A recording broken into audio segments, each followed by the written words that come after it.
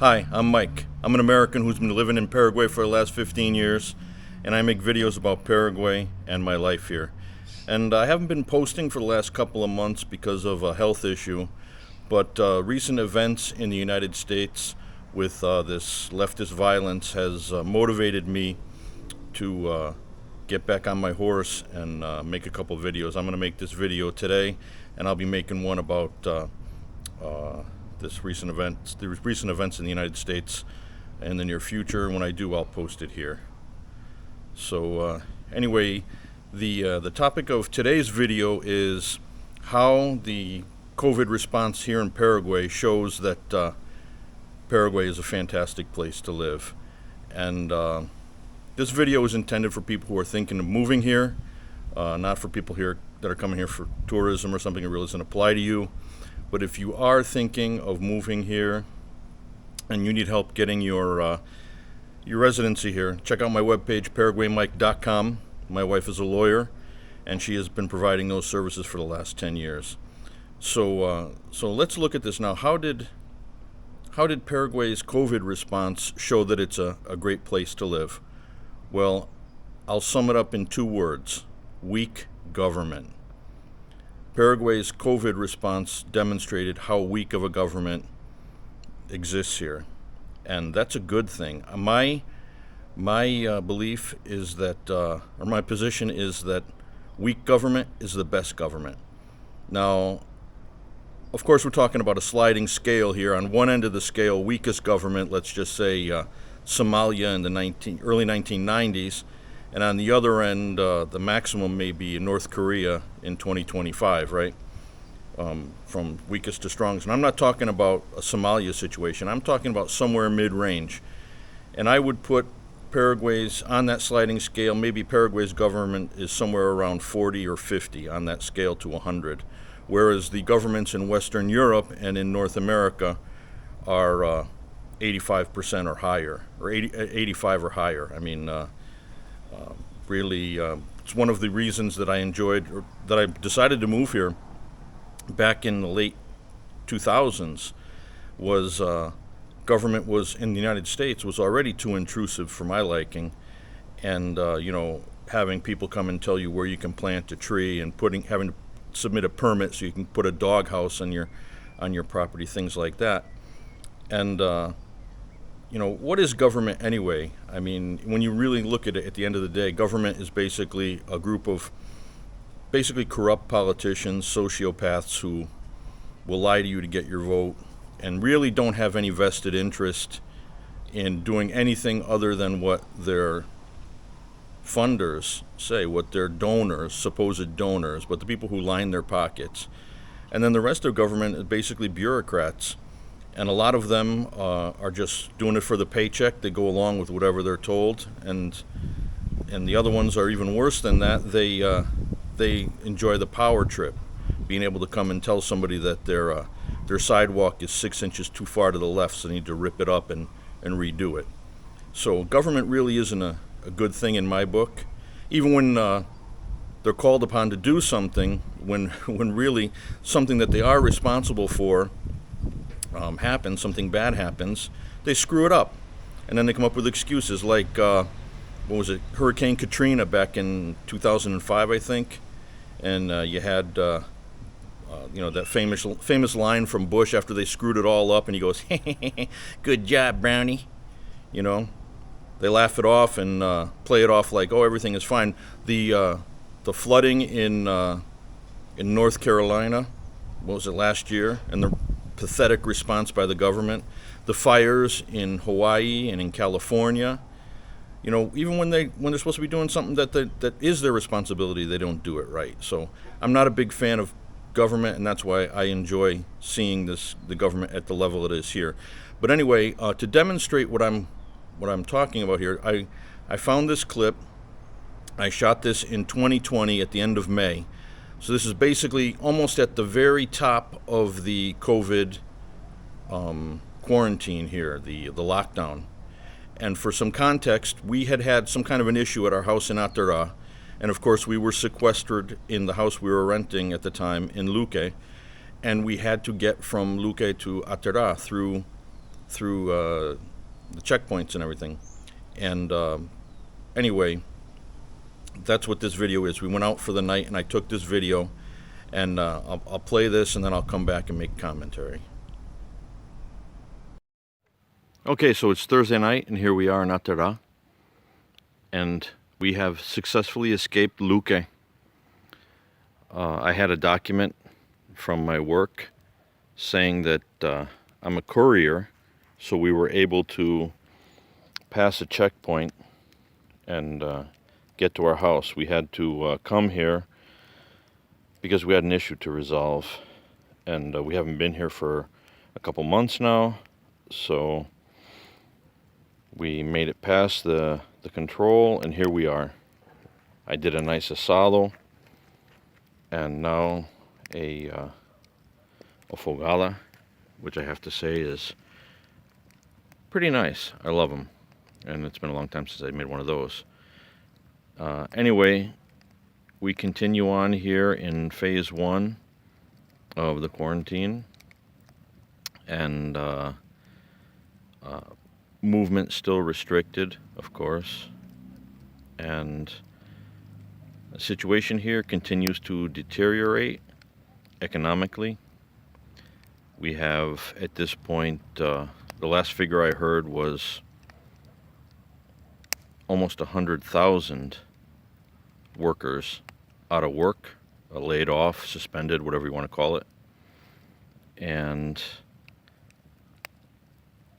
I think it was somewhere around 5,000, almost 5,000 businesses which have gone bankrupt because of the measures that the government has taken. So anyway, that is the current situation here. We have been weathering the storm okay. We've had to cut back, obviously, in many different areas. Fortunately, the government has made some concessions to the citizens. So, for example, right now I'm paying 40% of my rent. So even though I'm working at 50% salary, I only have to pay 40% of my rent. And my electric bill and water bill are suspended. So I don't have to worry about paying those until a future date. But you can hear right now we're in Atyrá, and it's much more free than it is inside the greater Asuncion area. You know, once we cross through the toll booth to go up the hill on Route 2, everything changed. So everything here is a lot more relaxed. People here in this part of the country, they're not wearing masks. Everything is pretty mellow. Movement is, you know, normal. Cars, motorcycles, whatever you want to say. And we went to the supermarket. We bought some food. I did a nice asado. And, you know, we're enjoying a little bit of fresh air and a little bit of freedom to get the hell out of the house for at least a night. So tomorrow, of course, we have to go back, you know, so slip back past through the control. You know, it really is a change, you know. You go from a situation of complete freedom of movement to papers, please, you know, your papers, please.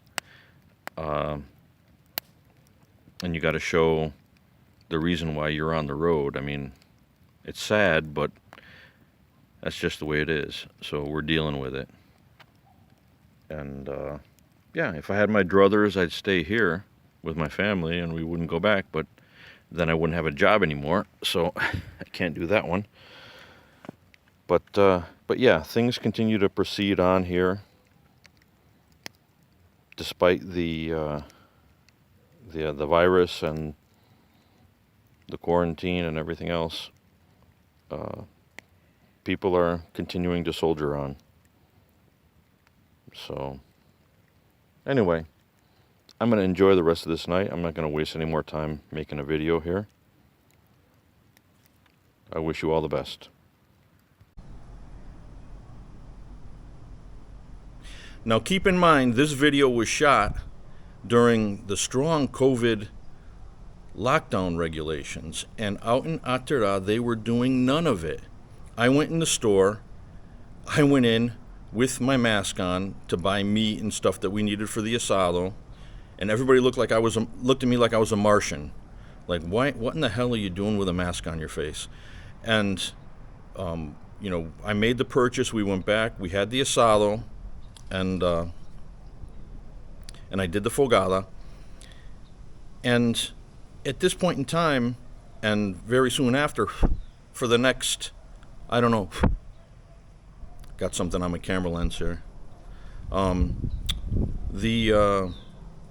For very soon after, or for a long time after, I should say, there were procedures in place where we were lining up. When I had to go to the bank, I remember lining up. There was a meter between each person.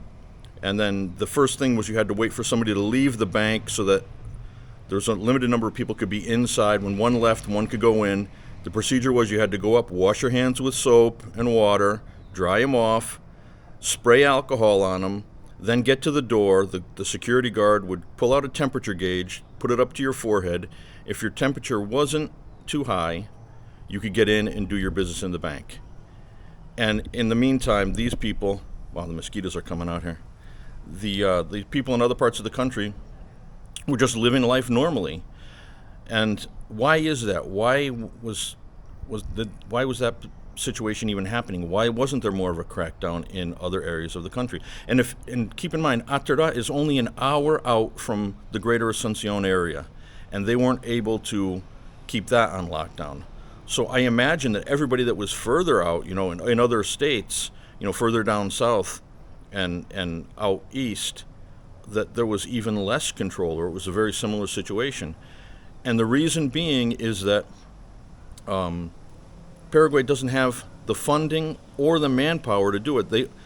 There's only 30,000, according to what I was able to research online, there's only approximately 30,000 police in all of Paraguay. Paraguay is the size of California, basically. And there are 15,000 approximately active duty troops, 165,000 reservists. Now, they did mobilize their reservists for the COVID, but they did have active duty guys in support roles for the police, with the police, and also in medical roles and stuff like this. So there were some of them that were working with the COVID response at checkpoints and stuff like that. But the thing is, the government focused on, just like government always does, they want to show that they're doing their job. So they focused in the high population areas, basically Greater Asuncion, and I imagine Encarnacion and wow, these mosquitoes are terrible. The Encarnacion and Ciudad del Este. And so they just didn't have the forces. And why don't they have the forces also? Because Paraguay spends less than 1% of its GDP on the military. It's like 0.8% is what they spend. And the reason for this also gets back to their taxation, that it's not like the United States where Washington sucks the money out of your paycheck before you even receive it. Here in Paraguay, you pay your taxes at the end of the year. You pay your income tax at the end of the year. And then you submit, what you made versus all your receipts and everything, and you get your deductions, and then they get their money out of what's left. So it's not like they have an automatic vacuum cleaner of money coming out of everybody's pockets to just spend and send to other countries and stuff like this. It's much less government intrusion. And especially lately with the governments in the Western Europe and in the United States have gone even beyond intrusive now. I mean, where they're getting involved in social issues with, this trans issues and inviting all kinds and incentivizing all kinds of migrants to come into the country. Things that are basically in the interests of their rich donors, but are not in the interests of the nation or its citizens.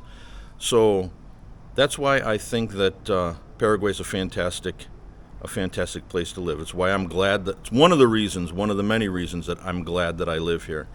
But anyway, that's what I wanted to talk about today. Basically, the COVID response basically showed how weak Paraguay's government is, and that's a good thing. But anyway, that's my 2 cents. That's it for now. Adios, amigos.